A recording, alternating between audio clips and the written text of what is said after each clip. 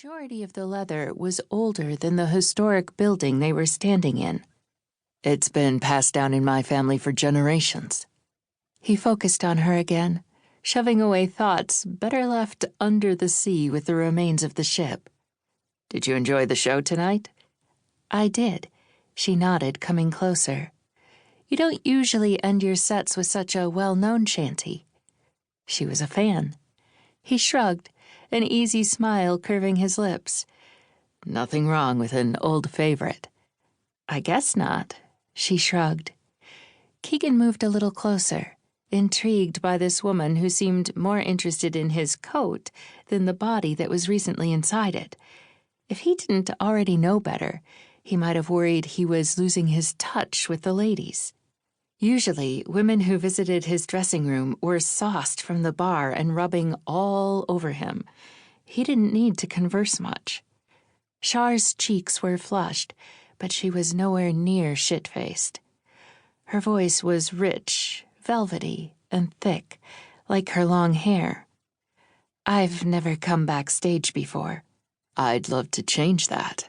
A smile teased the corners of his mouth as he took a step closer, reaching for her hand. She chuckled with a playful spark in her eyes. Do lines like that work for you? He raised a brow. Often. He pulled her a little closer, aching to taste her lips. But I must admit, you intrigue me. Why did you come to my door? She wet her lips and whispered, I promised my friend at work that tonight would be a night of yes. Her final word carried a breathiness that had his blood rushing to his groin. His voice dropped to a raw growl more than a whisper. What if I asked if I could kiss you? Her eyes searched his as she whispered, yes. His pulse hadn't raced like this in lifetimes. He bent to kiss her lips and coaxed her to open to him, groaning with desire. She tasted like spiced rum and pineapple. Her tongue tangled slowly with his. He couldn't get enough. Her hands slid into his hair, her full breasts pressed tight against his chest. He needed much more. Keegan backed her toward his dressing area and lifted her onto the counter, without ceasing his delicious assault on her warm mouth. She tugged his t-shirt free of his jeans, breaking the kiss long enough to pull it off. She dropped it to the ground as he fused his lips to hers again. Her fingers explored his chest, her touch setting him on fire. His erection ached for freedom from his jeans as she wrapped her legs around his waist. He wanted her naked, now.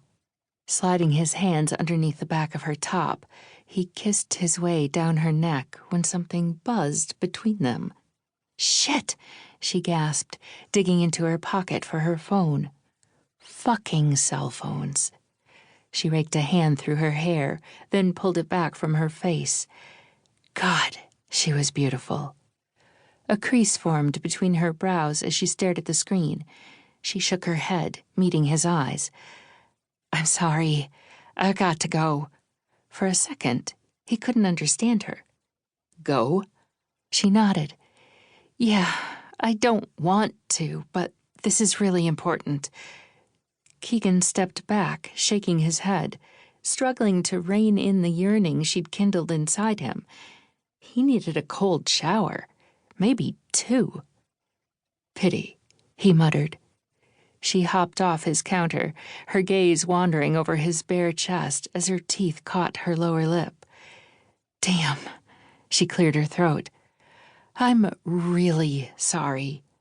He took some solace in the way her skin flushed, at the hunger in her eyes. She'd wanted him, too. He yanked his cell phone out of his pocket. Maybe I could call you later. She ran her fingers back through her long black hair. Probably not. She gestured at his dressing room. I don't do things like this. Rum always steals my better judgment. Good to know, he smirked.